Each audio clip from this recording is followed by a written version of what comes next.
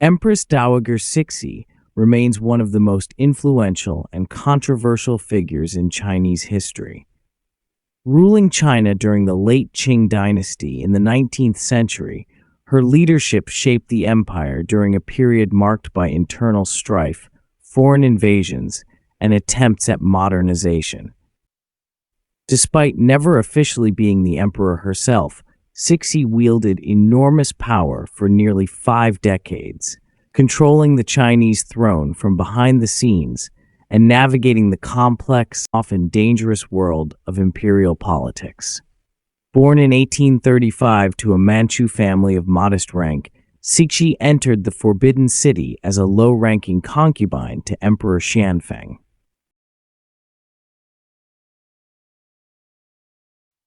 Her rise to power was neither straightforward nor guaranteed. It required political skill, intelligence, and a deep understanding of court intrigues. After giving birth to a son who would become Emperor Tongji, her influence in the palace grew. Through shrewd alliances and the support of key officials, Cixi eventually emerged as a dominant force within the Qing court. Her rise to power began in earnest with the death of Emperor Xianfeng in 1861. At just 25 years old, Cixi, together with Prince Gong, orchestrated the Xinyou Coup, which removed the regents appointed by Xianfeng to govern during Tongji's minority. This bold move allowed her to become co-regent and effectively the ruler of China, while the young emperor remained a figurehead.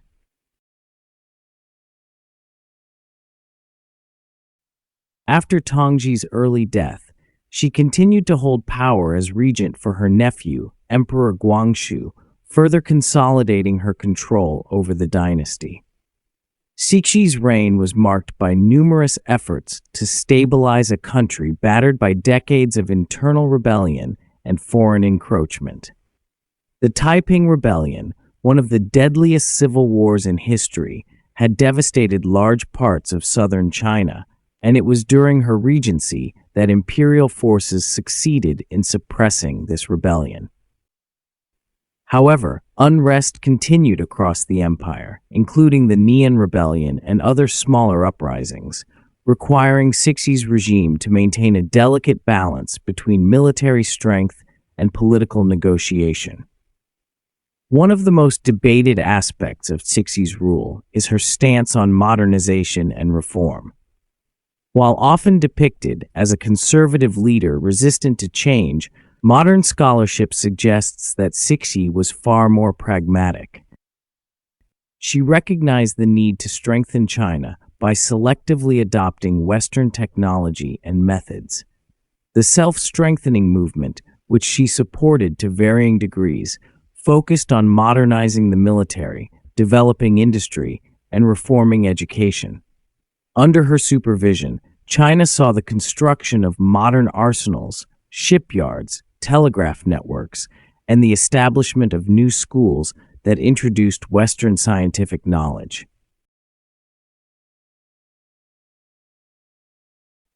Despite these steps forward, Cixi's approach to reform was cautious and calculated. She was wary of rapid or radical changes that might undermine the traditional Confucian social order or threaten imperial authority. This cautiousness led to conflicts with reform-minded officials and intellectuals. The most notable clash came during the 100 Days Reform of 1898, when Emperor Guangxu attempted sweeping political, legal, and educational reforms to modernize China's institutions rapidly. Viewing these reforms as a direct threat, Cixi staged a palace coup, effectively placing Guangxu under house arrest and reversing many of the reform measures. Her reign was also marked by a series of foreign conflicts and humiliations that exposed China's vulnerabilities. The First Sino-Japanese War, 1894-1895, was a devastating defeat for China, resulting in the loss of Korea as a tributary state and signaling the rising power of Japan. The subsequent Boxer Rebellion, 1899-1901, an anti-foreign, anti-Christian uprising supported by some Qing officials, culminated in an international military intervention by an 8-nation alliance. The occupation of Beijing and the imposition of heavy indemnities further weakened the Qing dynasty and intensified internal dissatisfaction.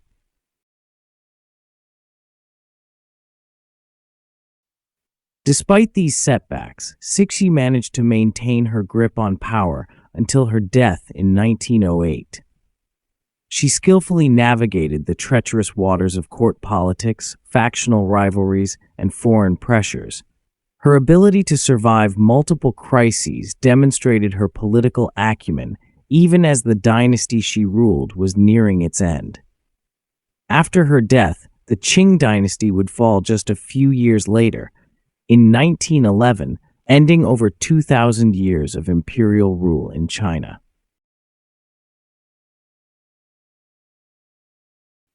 The legacy of Empress Dowager Cixi remains deeply complex and contested.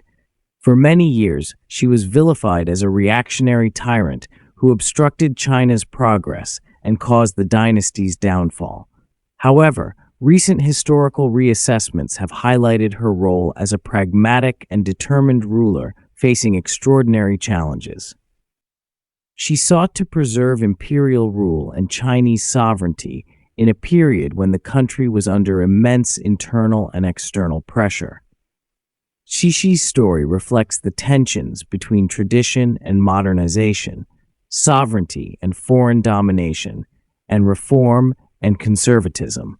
Her reign illustrates the difficulties faced by China in adapting to a rapidly changing world, and her life embodies the struggles of maintaining power in a declining empire. Whether seen as a symbol of resistance to change or as a savvy leader trying to protect her nation, Empress Dowager Cixi's reign is a crucial chapter in understanding China's transformation in the 19th century. Her life and rule have inspired countless books, films, and scholarly debates, making her one of the most studied figures in Chinese history.